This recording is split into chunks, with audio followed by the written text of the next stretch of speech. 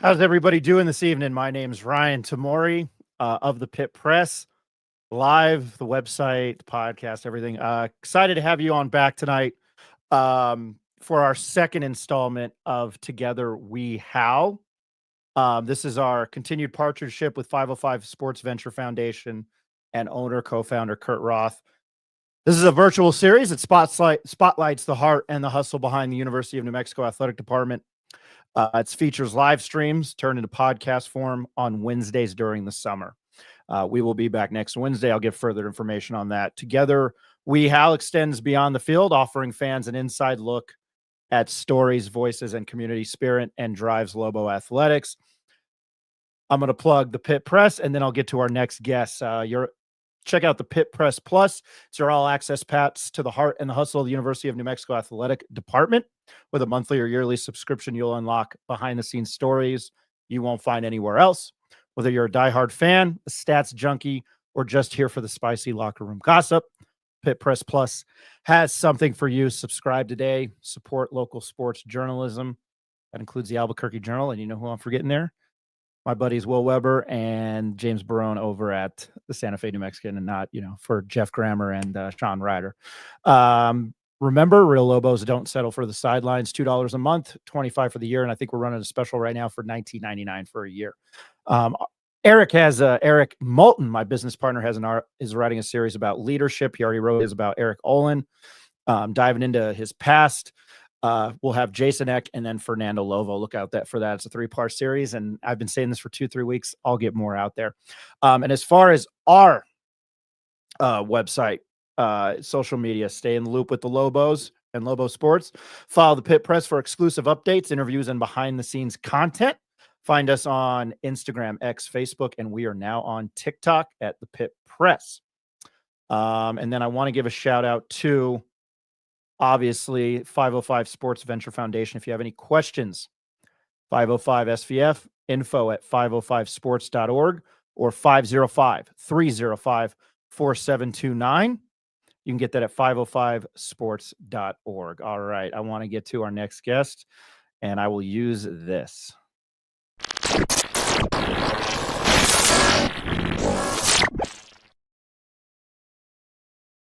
All right, tonight's guest started his coaching career in 1999. He has built a reputation for leading hard-nosed playmaking defenses. And for those of you who listen to the Pit Press, you know how much I love defense. His coaching journey spans over 2 decades with impactful roles at Memphis, Ohio, Miami of Ohio, Illinois State, Emporia State, Minnesota State, Idaho, and Wisconsin. Notably, he was named the Group of 5 Defensive Coordinator of the Year during his tenure at Ohio, where he earned a nomination for the Broyles Award. Former player at Minnesota State, 1991 to 1994, his defensive pedigree continues to shape dynamics, discipline units wherever he coaches. He enters his first year as the defensive coordinator under Jason Eck with UNM and the UNM football team. I have the pleasure of having him on tonight. His name is Mr. Spence Nowinsky. Coach, how are you doing tonight? I'm doing great. I appreciate the intro there. That was very, very nice. Usually my wife's calling me a lot, not as nice things. So that was a very nice introduction. So I appreciate that. It was like Jane. No, of course. And you know what I forgot to do was look up Minnesota State's the school's nickname, and I completely forgot. The Mavericks. Mavericks. I knew it was good, and Coach Eck talked about that on our show. So I appreciate that. Before we get started, Coach, I want to throw it out there again to those watching on Facebook, X, the artist formerly known as Twitter, and YouTube. This is an open forum. It's a live Q&A for any questions you might have for Spence Nowinsky. We have about the next 45 minutes to an hour, depending on how much he wants to talk. Don't want to keep him the whole night. But I will start with some questions. What are your core principles that define your defensive philosophy, and how do you plan to implement them with the Lobos? We're pretty simple. I think our biggest philosophy is built around this. We're going to be built with smart, tough guys that love football. And it's going to be a faceless, selfless unit. And that's we call ourselves our mantras. We call ourselves the Mutts, and that's because there's nobody with a pedigree. There's nobody that is a candidate for the Westminster Kennel Club Award. We're what makes us special, what makes us unique, is all 11 guys, and we're going to fight the fight in the center of the ring. Everybody's going to be back to back, and our superpower comes from everybody doing their job and doing their job really well. So, in a nutshell, our concepts are not real difficult. We're not real fancy. We're going to run and we're going to hit, and that's really the brass tacks of our identity. We always talk about playing unbelievable defense on first and second down, and we've got to earn the right to defend third down. And when we get to a favorable third down, that's where we can be, a little bit complex. We can be fancy. We can, have some different personnel packages where we can create some pretty interesting things. But if you're not very good on first and second down, and it's constantly, 3rd and 2, 3rd and 3, it's tough sledding. So we really try to be extremely sound, extremely physical, have great fundamentals, and execute our techniques on those early downs, because that's what makes football great, and that's what the good defenses and the good teams do week in and week out. You're also the linebacker coach, and I have to ask about Dimitri Johnson. He's stuck with the program, and then Jackson Eck, and then you have Randolph Kapai. I know Jackson's been hurt. We had the pleasure of having him on our show. Can you talk about each of these three guys? Because I feel when I look at the defensive as a whole, feels like there's strengths on the D-line, the linebackers, and then the secondary, which seems to be compiled of a lot of guys with success at the FCS level. But to start, can you talk about the linebacking group and what is the potential? I think you look at Jackson Eck. He's a coach's kid, obviously. He's really smart. And I talked about us, calling ourselves, and our identity is the Mutts. He's a Mutt. He's not fancy. He's very, very selfless. He's an excellent leader. He loves football. Communication with him on the field versus him on the sideline is a different world. And that's something that's so extremely important, is how we communicate, who communicates, what people say. And he does that at a high level and a high volume for us. He's a guy that, with his knowledge, the way he sees things, he's not, he's not going to win a beauty pageant, with his measurables, with his athleticism, but with his mind, he is. He's a 4.0 student, and that transfers onto the field. He is a guy that definitely prepares the right way. Somebody that football's so much different today, even like from the fact that our guys have been training now for the last 3 weeks. In the old days, when I was a player, guys would go home for the summertime and work jobs and make money. And then you come back in August and you do the conditioning test, and guys, you'd be sore for 3 weeks, and you'd get in shape for football during fall camp. And that's different today. It's a year-round process. And with that, we were only able to spend so much time with the young men on our team each week. So it's a true investment. Guys have to put in extra time, and Jax does that extremely diligently. He has a really unbelievable personality. He's very humble. He's a cool kid, and he's truly a big part of what we're going to do this fall, and currently what we're doing in our OTAs this summer. So his brain is really a big part of it. That you have to be incredibly smart to play football. The old days of people saying, dumb guy. That's not how we're built. We've got guys that, again, might not be first round draft choices or guys that are, power four, quote unquote athletes, but we've got power four minds, and we've got power four spines where we're going to be smart and tough, and we're going to put our face on people. And that's what Jackson Eck does. And I look at like Dimitri Johnson, he's played a lot of football, and Dimitri's done a very good job of, when a new staff comes in, at times you can embrace it a couple ways. You can be a man without a country, or you can be a man on the wall of that country and be ready to fight. And that's what Dimitri's done. It's been a learning curve for him. It's been something that I think that he's done really, really well. He's embraced it. He's taken great buy-in with it. He's somebody that, again, that, always the experiences that people have and they gain from playing the game is like nothing else. And Dimitri's had that, and he's done a really good job, and extremely excited for a couple of those guys to lead us at the linebacker group. And Randolph Kapow, another guy who's played a lot of football. He's gonna be a guy in, probably some different packages, play special teams for us. He's a tough kid. Football's important to him. A really good person, a unbelievable human being, somebody in the team that everybody really, really appreciates and surely likes. So those are three probably about as good of guys that you can get in the locker room and being a part of the linebacker group. Appreciate that answer. And I want to I'm excited to watch these guys play.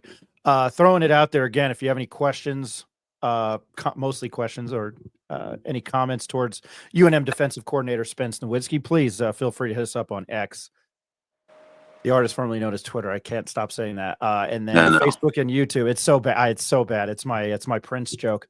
And you're from Minnesota. Yeah. And you're playing in Minnesota. I'm from Wisconsin. I went to school in Minnesota. Yeah. Yeah, that's what I meant to say. That I'm sorry. You played it in Minnesota. I do have a question on Twitter from Justin Martinez. We got to know, how is local high school star Elijah Brody, whose dad played under Rocky Long, shaping up at linebacker? You know what? Elijah is a really good young prospect. He, again, it's how you embrace that job. Quarterback to linebacker. And you look at who's the sheriff. I always, my old high school coach used to always say, hey, your quarterback on your high school team better be a sheriff. And that's a guy that runs the town. He controls the town and has the pulse of the team. And that's a big step going from a quarterback to a linebacker. And like you're talking about some of those linebackers, that's who you are in defense. That's our sheriff. And Elijah is a very talented young man. He's got really excellent size. He is matured greatly. He's a young kid that has really gotten better. I really like where he is today. Very much a learning curve for him in the springtime. Again, being a young kid and understanding how things work and how things are done. And listen, I'm a hard charger. I'm not gonna, kiss the crack of anybody's ass. We're full metal jacket, and we're gonna pour gas on dudes, because when you line up, end of August at the big house, there ain't nobody trying to give you a hug and a kiss. So we're constantly preparing for that game and preparing to see where it goes from there. So Elijah's definitely got gas dumped on him. He is learned. He's done a great job. He's locked his jaw on. And again, where he is currently from when I met him in January, he's on a different world right now. And I like the world he's at. I've been doing this for some time, and you get the same old coach speak. That's one of the best things I've heard in a while. Thank you for that with the ass crack, and then we're going full metal jacket. I appreciate that. I'll be honest. Like, I'm not Brad Pitt. I ain't much to look at. You know what I mean? I like to eat McDonald's and drink a few brews from time to time. So I got to be a straight shooter, and I got to have a little personality, because that's the only thing I got going for me. I absolutely love it. I do. I'm not just saying that. That has made my day. And then we're gonna pour some gas on some dudes. That clip's gonna run pretty rampant on our page. So I appreciate that. Like I told you off the record, I am incredibly enthusiastic about this coaching staff, and I'm happy to be talking to you. We are going to try to get you on our show anyway. So this is awesome. I'm gonna go to Brian Stanrock. Brian, I hope you're doing well tonight. Coach, are we 2 deep or 3 deep base coverage? If you're willing to answer that, I think We're very multiple. Can't be in one coverage dominant in college football because the quarterbacks will pick you apart pretty good. So we're very multiple. We're a 4-2-5 configuration, which means that we are 4 down linemen, 2 linebackers, and 5 DBs. We're built out of what we call a single high shell and a split safety 2 high shell, which we do cover 1, cover 3 out of the single high, and out of cover 2 we play the 2 high shell. We play cover 2. We play quarters. We play quarter halves. Several different exotic coverages that are built. 3 one direction. 4 different directions. So a lot of different combinations and mixes of things that we do, but we're very, very multiple. And I think more than anything today is having great disguises. And what I mean by that is if you're going to show, a 3 deep look, you have to move and rotate and play cover 2. And you have to show a cover 2 split safety concept look in the back end, and then you have to rotate and move and play single high, which is cover 1 or cover 3. So that's the big thing. The guy across the field, the guy who's got nice hair and usually skinny and got that big call sheet with all that stuff on it. He's way smarter than me. But the guy behind center, the guy that 18, 19, 20-year-old decision maker on the field, he's not smarter than me.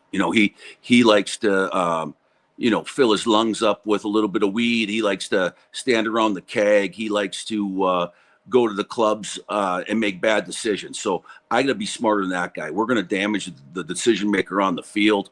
We're going to make him guess. We're going to show one thing and deliver something else. So that's the game of cat and mouse. It's not with the offensive coordinator. Like I said, that if it was it, that guy's gonna beat me on the dry erase board or the chalkboard or whatever. But that quarterback, that's the guy I care about, and that's who we're going to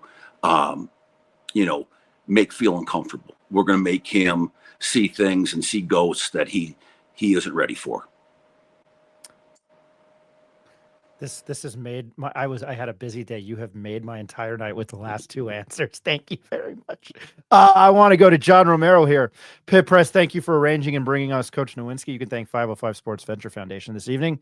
He eats and breathes Pigston, my kind of guy. Glad he's on our side. John, hope you're well tonight. I agree with you there. He has some Jerry Kill attributes, which are positive. Back to Justin Martinez. Ha ha ha ha ha. My God, how can you not love this guy? Love the enthusiasm, Coach. Yes, still in my word there, enthusiastic and energetic. If you've listened to the show, you know where I've been the last decade. Gonna go to one more question online. Again, feel free to chime in. Going to YouTube, Coach, where do you think the strength of the defense will be? The defensive line, linebackers, or secondary? I don't know. You're the linebackers coach, but I'll let you answer that. You know what? That's a great question. I could probably be the most truthful with this answer and say that over the this will be year 30 of me coaching football. And for all those years, I've been associated with that, not that biases, but to have a bias. What makes us go is the front 7. And that's something that is absolutely integral to us and our success. So I'm very heavily involved with the front in doing things that might be a little bit more time consuming and challenging. I want to keep the 5 DBs as consistent, as calm, as casual as I possibly can. And what I mean by that is them not having to do a whirling dervish every snap. I want them to understand where their eyes are, where their fits are, what their jobs are. And that's been really what this defense has been built upon. So we do much more with the front, moving them, slanting them, different games, different alignments, different techniques. And because I spent a great deal of time with the front, I put more on them, more on their plate. And that's, sometimes is a little bit rare. And with that, I have to, I put a lot of investment and a lot of trust into who the DB coach is. And that's somebody that I work very, very closely with. We constantly discuss and talk about, what we can do and what we can do well and how we can do things better. And that's a part of, this isn't talked about the much. This isn't me. This is us. And it's always about us, and it's always about the team. So we have great assistance, and we collaborate really effortlessly. And it's the people that Coach Eck has brought in. There's nobody that has an ego. There's nobody that is an independent contractor. There's guys that just want to win and do it the right way. And like I said, at year 30, I'm too old and I'm too stubborn and I'm too set in my ways to be with people that don't have that same vision and don't have that same drive. I'm a simple dude. I wanna have fun coaching ball, but do it the right way. The time tested skills of football. What makes football great. We're gonna be physical and we're gonna tackle and we're gonna create takeaways and we're gonna get after the quarterback's tail and do that with good people. It's nothing better. My folks are 80 years old, still live in Wisconsin, and my dad is a retired railroad engineer. He drove a railroad train for 45 years, and my mom worked in a cheese factory for 30 years, and obviously very, very, very blue collar people, and they work their tails off, and on the weekends, between yard work and house cleaning and those type of things, my parents never had a bad day. They always had a smile on their face, and my mom always would say, "Hey, we're really, really lucky to do what you do with those that you get to do it with." And that's been my approach all these years as a football coach. I'm really, really lucky to do what I get to do with those that I get to do it with. And football's tough. It's hard to win. It's hard to win. So when you've got to be, even with the coaching staff, you got to be back to back and trust each other. And because it's a fight every day, it's easy, it's a humble profession. We've all been beat bad. We've won a lot of games and big games and championships and stuff like that too. But, again, you have lost plenty. So that's all you learn from that all. And it's easy for people to, look like you have feces on your face when that happens. Yeah. Good thing about that is it washes off. So that's what makes it fun. It really does. So with some good dudes, like-minded people, tough people that just want to win and do it the right way. And that's what makes it special. And that's what makes it go, truthfully. And that's what we have in the locker room. And that's what we have up in the coaching office. So, the future is very bright for Lobo football. There's a lot of great things here. And I'm really excited about this opportunity. We talked a little about it before we jumped on air. You mentioned you've known Coach Jason Eck for 30 years now. Can you tell our listeners and Lobo fan and Lobo Nation about your relationship and what kind of guy he is? Yeah. You know what?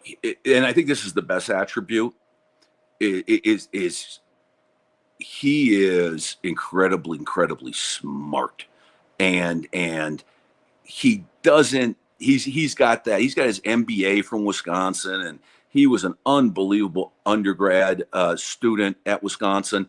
But he's not the kind of guy that's going to tell you how smart he is. He's a really good leader. He collaborates wonderfully with his staff. The message is crystal clear, and that's what leaders do. You know, the best leaders don't tell you that they're the leader; they're the boss. You know, great leaders are the leader. You know, that is very apparent, and that's what Coach has done. He is very lucky. You know, he's just a true blue regular guy, and like I said, I'm from Wisconsin. I kind of talked about my folks, and you know, simple that though again.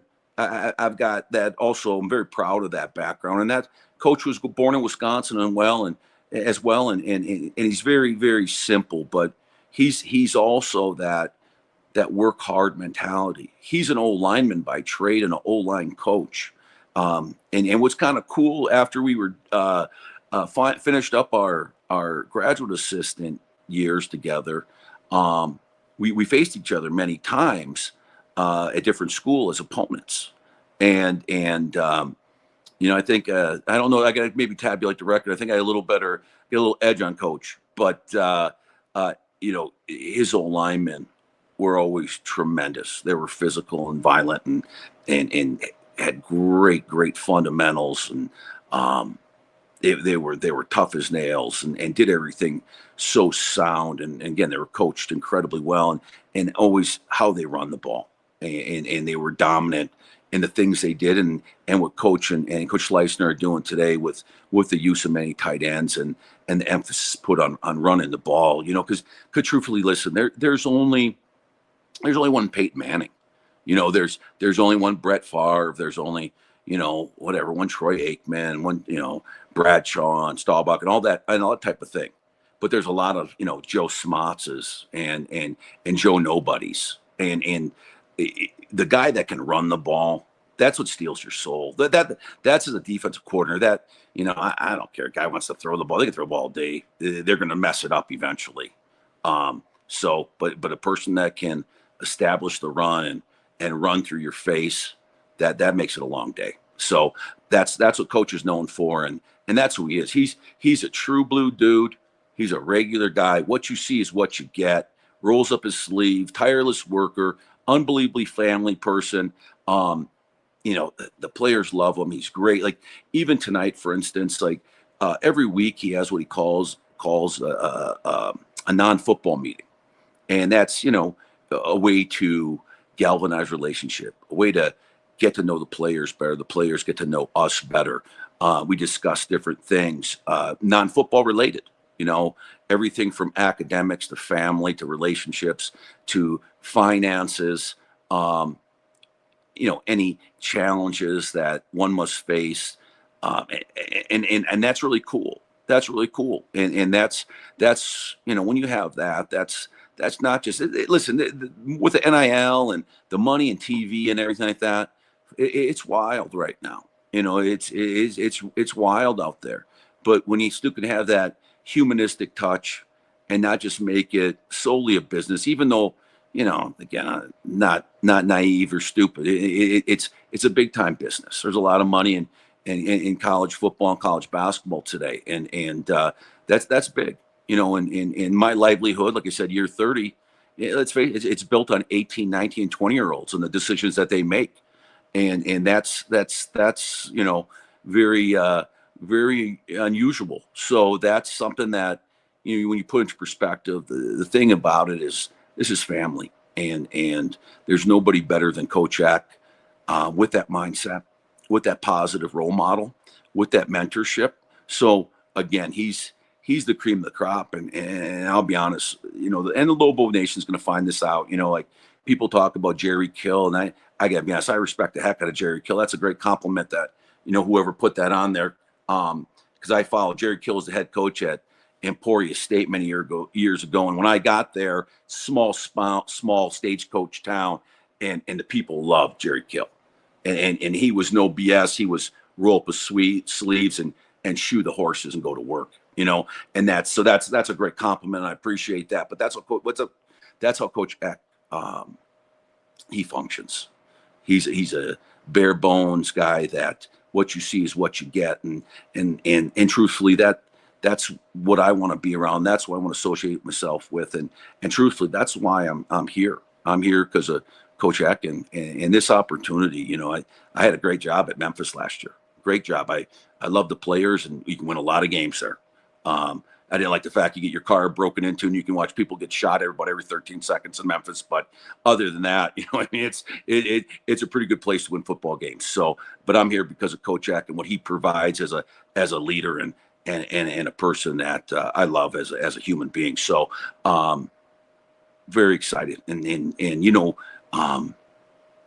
work for some really good dudes and I work for some not so great dudes. He's an excellent human being, and he's a guy that I want to work hard for, and the players want to play hard for. I think a lot of Lobo fans and alumni would love to hear that. That was another fantastic response. I really appreciate that insight because, like I've told you, Coach, what the little I've gotten to meet of him, he's been on our show. It's I don't know, it's been truly a pleasure, and I just appreciate his approach for it. But that's a little bit me being selfish because I'm a media guy. So I do want to go back to the comments. This is Ben Wysong. He joins us to talk football. One of his nephews is on the team, Evan. He played Lobo back and linebacker under Rocky Long. He's got some good stories about getting hit and hitting people. Love Ben. He does say excited to see this defense on the field this fall, generating pressure and flying around to the football. I don't know if you have any comments on that. And I think again, like that's truly from a player that played ball the right way under Coach Long, who's another guy that, did it the right way, and he's a legend of not only Lobo football, but of college football overall. He's one of those Mount Rushmore guys of defenses I look at. Guy that loves ball and is all football all the time. Whatever me. I always look at one of my longtime mentors. His name is Phil Almation, and very much a hard charger and a guy that might not always had the greatest delivery, but he always threw strikes. And I always thought like he was one of the most misunderstood people in the game because he was all football and the X's and O's and this and that is great, but it's the guys on the field that do it. And I appreciate, Ben's question and statement and because that's more than anything that makes me proud is when you play people and, we're a fraternity of coaches. And when you talk to people before the game, after the game, people always say, hey, you guys play really, really hard. You guys are really, really tough. God, they fly to the football. And that there's nothing that makes you happier. It's like, one of those proud dad moments. And that's what we are. And that's, again, the time-tested things that make football great. And that's it.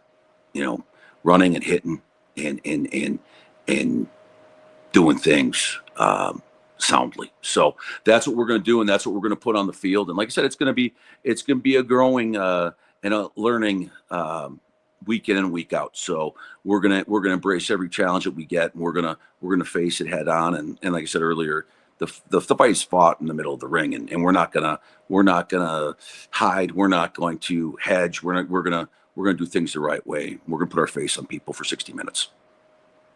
I'm sure Ben appreciates hearing that, as do I. Going to Rudy Chavez from Facebook. Can't wait to see this Lobo football team in action. This was, 2 years ago. Danny Gonzalez, protege under Rocky Long. He brought Rocky Long back. Was the head coach here. They did have some trouble with penalties. So I'm going to go to Ronnie Chavez here, coach UNM, which again, I know it's a different team and a different coaching staff this year. UNM in the past has been one of the worst teams when it comes to being penalized. How do you plan on being balanced with aggressiveness and discipline in your defense? Yeah, that's a great question. Here's what we always talk about. We always talk about always protecting the team. We're not going to do foolish after whistle things. We're going to play within the rules. Like you talked about, we're going to be incredibly physical. We're going to be incredibly violent. We're not going to target people. We're not going to hit the quarterback, in his legs when he's in the pocket from behind. We're not going to create foolish penalties. There's penalties going to happen, but we're not going to blatantly jump off sides. It's going to be 3rd and 1, 3rd and 2, 4th and 1, 4th and 2. We're not going to jump off sides. We're going to be prepared. We're going to be ready, but are there going to be PIs? Yeah, there's going to be PIs from time to time. There's going to be, but there's not going to be the 15-yarders. And that is discipline. And that's something you have to talk about. But we're again, going back to our mantra of being incredibly selfless. It's about the team. It's not about one person. So someone, pushes you in the face or somebody, it's ridiculous. You're going to break your hand. You're not going to hurt anybody in a fight on the football field. I always think that's so preposterous, so we talk about it. We put an emphasis on it. We talk about playing smart and playing clean. We're going to, between the whistles, we're going to be, a very, very tough unit, but we're not going to be a dumb unit. Appreciate that answer. I was going to ask about the secondary because it's kind of an I've heard the term coined FCS All-Star team regardless all over the field. But I wanted to ask specifically about the cornerbacks. You've had Frankie Edwards transfer from Weber State. His highlight play last year was 95-yard pick 6. A lot of tackles. Jaden Sheridan from Utah Tech. Formerly, oh goodness, what was the name of the school? It's going to drive me nuts. Dixie State, I think. He comes from Utah Tech, 48 tackles. John Johnson from Montana State, that phenomenal team last year, 22 tackles. And then you bring Abram Williams from Idaho. I statistically speaking, I think that this might be one of, out of the three next to linebackers, the best.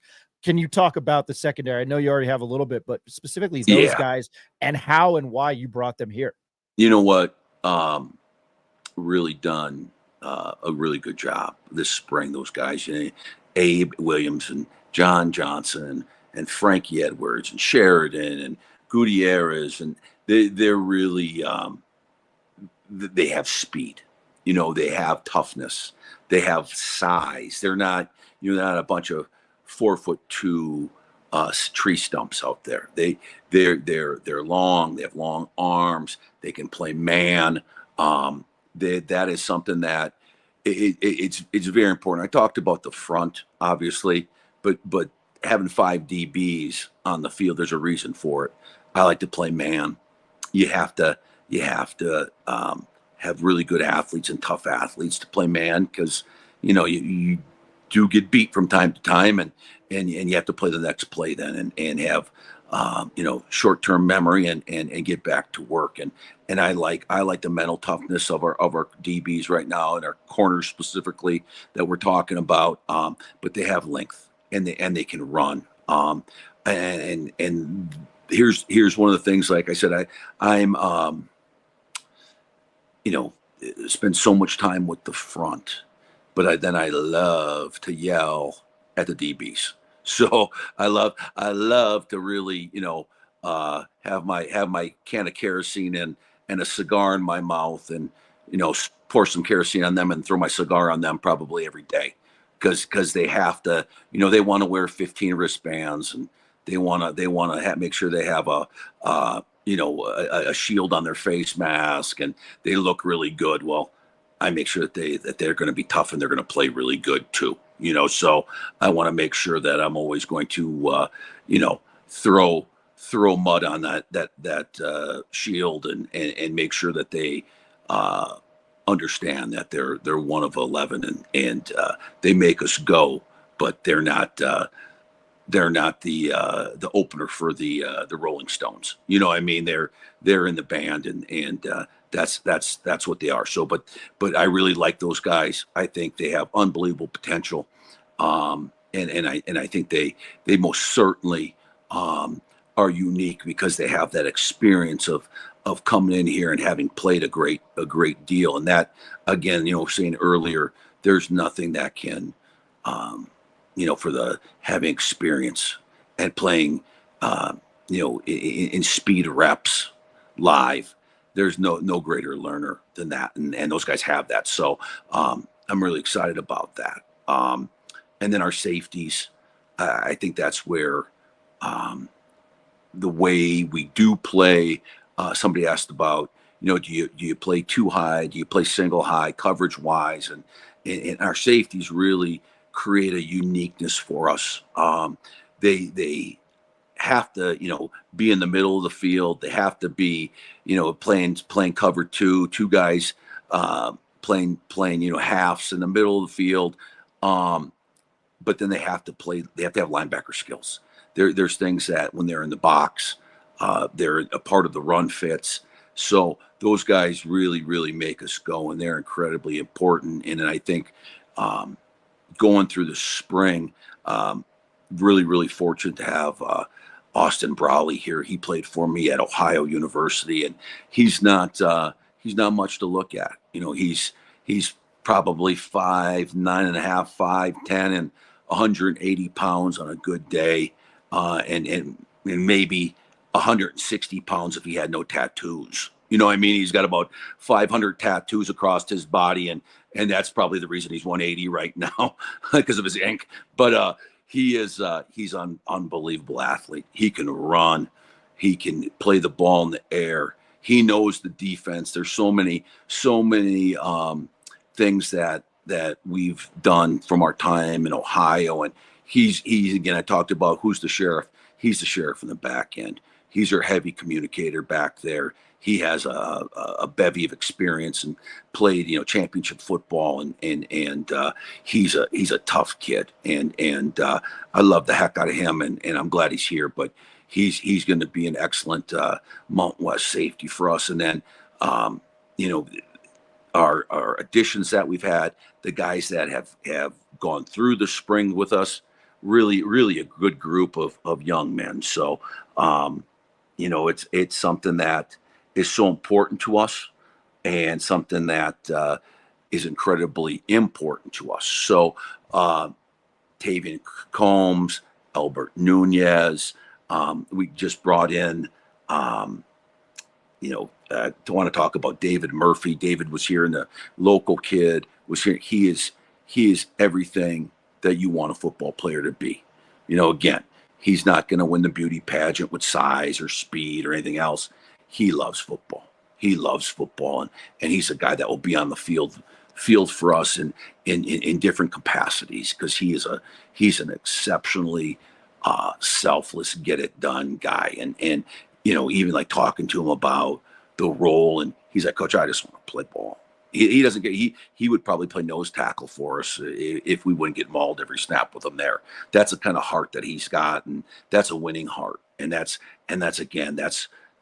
what makes me excited. Guys like that, because that's when you can be extremely, extremely good, when you have guys like that. And let's say it's a selfish world right now, especially in this NIL deal. Hey, we're gonna play against Michigan that's got $40 million roster. We got a $4 roster. That's okay. We got the right $4. You know what I'm saying? So that's what I'm excited about, and that's what we're gonna keep building and getting it done, and making Lobo Football and Lobo Nation extremely, extremely proud.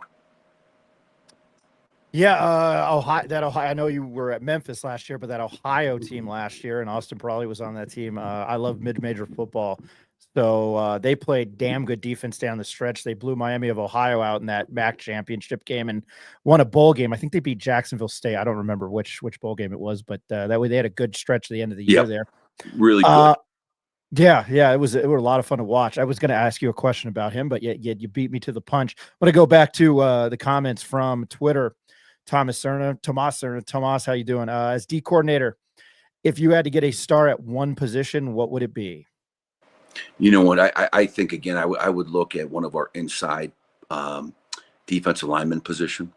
I think that's somebody, and just kind of put this in perspective of of the last 2 years of programs I've been associated with, this past spring portal, 4 defensive linemen from the past 2 years of coaching football at those institutions. Missouri paid one of them $1 million. SMU paid another one $650. Maryland paid one $550, and Rutgers paid one $500. Now, all 4 of those guys are good football players, but they're 25 snaps a game guys. So that's kind of where football is right now. And the market for defensive linemen and just guys who have experience in general is extremely high. And what we do defensively is built upon the front. So if I could get an unbelievable star to be, a defensive tackle, that would probably be where it would be, because it's so important what we do and how we do it. Guys have got to run. They've got to be able to move. They can't be the old day, just a big, big body, guy that falls down in the A gap. That's not what it is anymore. Guy's got to have length, and he's got to have great athleticism, and he's got to have amazing leverage. And those are the biggest things of football on defense, playing with those, because what are your disadvantages on defense? You don't know the snap count. You don't know the play. You don't know the direction of the play. So you have to be that much more efficient with your body. So from a technical standpoint, a fundamental standpoint, we work on those things every day at every position of pad leverage and hand leverage, and being in that right position. And football itself is built on making great decisions in the space in which you play. Defensive line plays in a space, linebackers play in a space, DBs play in a space. It's all different, but it's about those decisions. The best players make incredible decisions within that space they play in. And that's what the game's all about. So what we do again, and how we're built, if I could have a incredible, warrior in there at 3 technique, and he'd be athletic enough to stay on the field on 3rd down, that would be awesome. But what we've done over the years is I want the fastest guys on the field on 3rd down. And that's many times we take our defensive ends on 3rd down and we move them inside, and we take linebackers and we move them to defensive end, so that we can create issues and matchup problems with protections on offensive linemen, because offenses aren't switching out personnel up front. So that's how we're built, and that's what we do things uniquely that way. How do we always get faster? So we move people, but I've had guys that, like I've got a young man, he's not so young anymore. His name is Shelby Harris. He's still playing with the Cleveland Browns after all these years. And he was a guy that was unbelievable inside and has long arms. And yeah, I think it's just year 13, 14 now, playing in the NFL, but that's what he was inside. Appreciate that answer as well. I'm going to go back to the comments. About another roughly 10 minutes here with UNM football defensive coordinator Spence Nowinsky. Coach, with this new team, how do you measure success of your defense beyond just stats? You know what? That's it's always about wins. It is. That's the number one stat. Hey, we're in the mindset, of being selfless. So, I would love to say, hey, we're gonna keep our opponent under 17 points. And this is, over 30 years. If you do that, you're a pretty good defense. We're gonna hold our opponent under 100 yards rushing. Well, if you do that, you're a pretty good defense. We're gonna create 3 takeaways. Well, if you do that every game, you're a pretty good defense. We're gonna sack the quarterback 4 times. If you do that, you're pretty good defense. But bottom line is this: we're gonna stop the run. We're gonna make our opponent left-handed. We're gonna make them throw the ball, and we're gonna make them have bad decisions and be able to create takeaways from that. We're going to always try to eliminate explosive plays. We don't want the ball thrown over our head. We're not going to foolishly, you know, there's things that offenses do. You know, for instance, when you're playing man coverage, you know, people will reduce the formations. They'll get in bunches. They'll get in clusters. They'll create picks. Well, we're not going to sit in cover one when those formations are reduced. We're not going to cut off our nose to spite our face.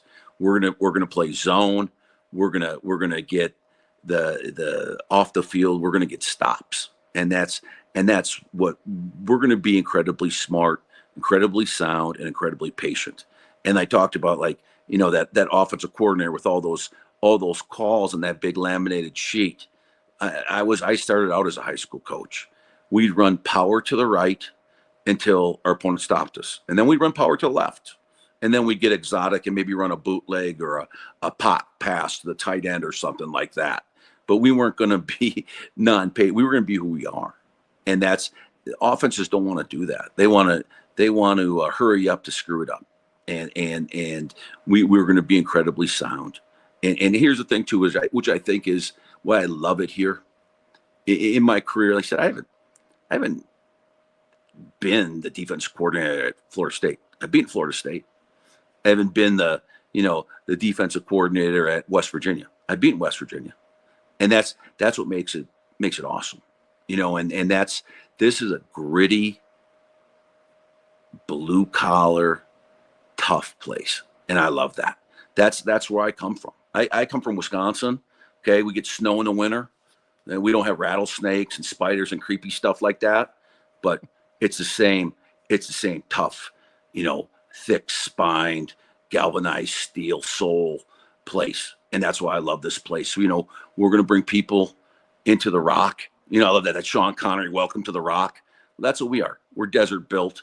Every Friday night, we're going to dig holes. Every Saturday night, we're going to fill those holes. And that's what we're about.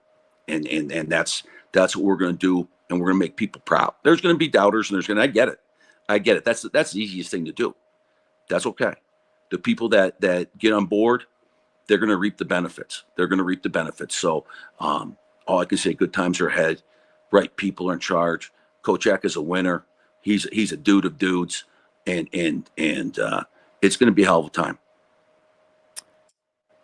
What's very funny is I recently watched The Rock, and I hadn't seen it in years, and I was like, you know, it's been a hot minute since I watched a Michael Bay film, and that line, well, welcome, I can't do it. Welcome to The Rock. When Jason Eck, one of my questions, when Jason Eck approached you about the DC position, what influenced you the most in electing to move to UNM? I think, like you talked about, the DNA of this place. I haven't, like I said, I haven't been, you know, USC, Oklahoma, Ohio State, you know what I mean? But been very fortunate to have a lot of good teams, and it's been cut from this cloth. It's what we are. Like I said, to have that selfless ability and the team concept, that's where you garner your success at a place like New Mexico. And that's what it takes, you know, and along those lines, like, hey, like, again, I talked about Michigan's roster versus, I don't care. Guess what? The score is going to be the score. Michigan's going to know who they're going to play, who they're playing at the end of the game. Love hearing that. I forgot about last year. I know it wasn't exactly what Florida State wanted to be, but Memphis still went in there and you won 20-12. When you go into environments like that and pull that off with like a Memphis, you know, throw a UNM out, NMSU went into Auburn 2 years ago and did it with Diego Pavia. I mean, it's still got to be a fantastic feeling. What was that game like for you last year? You know what? It's great. It's another game, and that's how you look at it. You really do, like, just like our approach to, you know, Michigan and UCLA, Boise. Those are some good teams. Our mindset is we're going in to win those games. And the biggest thing is not beating ourselves, doing things the right way. And that you can't give good teams and perennial powers like those teams gifts. You know, you can't, like talked about, you can't third down, you can't jump off sides. You can't get personal fouls. You can't intercept the pass and then not get to the near sideline, have ball security, and fumble the ball back. There's things that you can't make foolish mistakes, and you have to play your best football against teams like that. It's great. It's great for the kids. It really is. But when you line up and you get nose to nose with dudes, there's no difference. I mean, football's football. It really is. It's different stadiums, different venues, different things like that.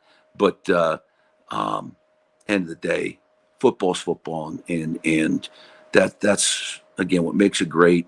And it's a great opportunity for our young men. And like I said, I've been in the big house, been lucky to be in the big house many times, and been a lot of times when that 108,000 are silent. I'm sure that's quite a feeling. I'm going to go back to the questions about a couple more minutes here. We've asked all the new coaches this. It's the endless New Mexican thing. Coach, you said you like to eat. Do you like red, green, or Christmas? You know what? I'll be honest. I'm a little bit more towards the red. I started out with green on some recommendations, and then went to Christmas, and I kind of find myself with that red. I really do. It's got a pop to it, obviously, but just different. It's not like going to Taco Bell. You get the different sauces there. It's a different world. You know what I mean? So you gotta be ready to hit it full steam ahead. And like I said, I'm a hard charger, so that's why I do it. And like right now, I find myself with I had a delicious a breakfast burrito, and I worked that red this morning. Matter of fact. Growing up here, and I'm sure a lot of our listeners can attest to it, I like red on certain things and I like green on other things. Back to that. What has been your favorite thing about Albuquerque? Any places you have visited? Favorite restaurant? You know what here's the thing, and I'm kind of embarrassed to say, even I haven't been out a great deal. As a football coach, you go to the office, you go on the road and recruit. We went with series of camps the last 2 weeks, and now this past week we had OTAs with our players, and we had camps here in Albuquerque ourselves. So a lot of time in the office and don't really get out that much. But I will say I've had breakfast, and I apologize, I can't think what the hell is it Durden's pharmacy or drugstore? That I think that place is lights out. And you know what I like? I kind of like to wander down Central a little bit, and I kind of like that Two Fools right now. I like to go in there and have Guinness and I had that Guinness stew, and I thought that was a good spot too. Like I said, I'm a simple guy. I'm not going to have caviar and escargot, and I'm going to have a burger or meatloaf or something like that. I appreciate that answer. I knew some of those. I was waiting for some of those questions from our listeners coming in. We've hit about kind of an hour mark. Again, this is presented on our platform by 505 Sports Venture Foundation. It's called Together We Howl, live Q&A. Very quickly, before I give Coach Nowinsky final say here, Aztec to Tacoma, or Tacoma. Sorry, can't read. Keep more stuff like this coming. Let's see the OC. We have Luke Schleisner booked next week, Coach Slice, FYI. So I don't know if it'll be as entertaining as tonight. This is one of the best interviews I've had in a while, as far as the guest with the comments. Like I said, I've been doing this some time, and you're trying to find, not the typical coach speak, and it wasn't there tonight. So I appreciate it. Coach Nowinsky, I want to thank you for joining us tonight. I was wondering if you had any final comments to our listeners. I thank you enough for your time tonight. I appreciate Brian Santrock getting us involved. Kurt Roth at 505 Sports Venture Foundation. Just any final thoughts? You know what? I just want to thank you for this opportunity. I want to thank the people that have been so kind so far, and truthfully, it means a lot. Like I said, I'm not much as far as person has an ego or anything like that. So this is a cool place to be, and I think there's nothing more than I've been to the pit a couple times this winter, and the people, how they embrace a winner, and well, I'm just want to let everybody know you're gonna embrace another winner, and you're gonna be proud. There's nothing better than coming into the stadium, you see people tailgating and flying your flag and really having unbelievable pride in not only, you know, the university, but this is about, you know, the city of Albuquerque and the state of New Mexico. And that, when you have that, there's nothing more powerful or anything that's cooler, you know, as your identity. And that's what this place is. It's special. It's unique. And, you know what, I can't wait after a lot of wins to go back through that tailgate. And there's nothing greater than I like to sit on somebody's cooler and pop a brew after it and enjoy, you know, spending time, quality time with good people. I appreciate that. One of the last comments I got, Jorge Enriquez, good luck, coach. Welcome to Albuquerque. Coach, I will throw this out there. I'm going to bug you closer to the season. I thought this was great to join our show and meet some of our guys on here and ask you a couple questions before the season starts. You know, again, shout out to Brian Santrock and then Kurt Roth. And I appreciate your time tonight joining us, answering viewers and listeners' questions. I guess they're viewers more so. But I appreciate you tonight and enjoy the rest of your summer. I hope you stay cool. But I'll bug you closer sometime in August to join our show. It was a pleasure meeting you tonight. Thank you for your time. You too. I appreciate it. Anytime. Yeah, just reach out. Love to do it. Appreciate that. All right, Coach Spence Nowinsky, I want to throw it out there. We'll be back our show tomorrow night, the Pit Press live. Tomorrow night, Ryan Berryman, Associate AD. Next week, Thursday night, Fernando Lovo. We'll put more on social media tonight. And then again, next Wednesday, Coach, Offensive Coordinator, Coach Luke Schleisner. Coach, once again, thanks for joining us. Thank you. We'll be back tomorrow night. And as I always say on our show, don't do anything that I would do. So have a good night. Sir. Thank you very much. Thank you. Appreciate it.